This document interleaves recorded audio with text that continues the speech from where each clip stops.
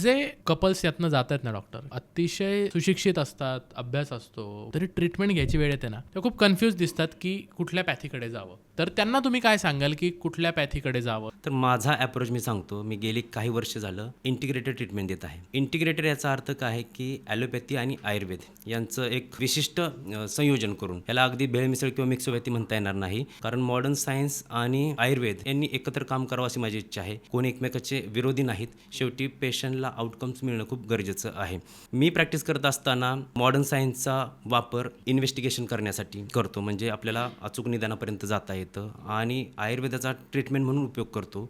म्हणजे आयुर्वेद आणि ॲलोपॅथी यांचा जर योग्य सांगड घातली तर पेशंटला चांगल्या प्रकारे रिझल्ट मिळतात, हे मी काही वर्षात पाहिलेलं आहे. अशा प्रकारचं जर रिझल्ट हवे असतील तर ॲलोपॅथी, आयुर्वेद इंटिग्रेटेड ट्रीटमेंटला सध्या वाव आहे आणि येणाऱ्या भविष्यकाळात हे ट्रीटमेंट आणखी चांगल्या प्रकारे काम करू शकेल असं माझं वैयक्तिक मत आहे. महाराष्ट्रात ॲलोपॅथी आणि आयुर्वेद अलाउड आहे इंटिग्रेटेड ट्रीटमेंटला. त्यामुळे आता काही एक्झाम्पल अशी मी सांगतो. Low AMH, low sperm count, thin endometrium या कंडिशनमध्ये ट्रीटमेंट देताना ॲलोपॅथी डॉक्टरांची पण दमछाक होती. अशा कंडिशनमध्ये जर तुम्ही आयुर्वेदाचा वापर केला तर खूप छान रिझल्ट येतात.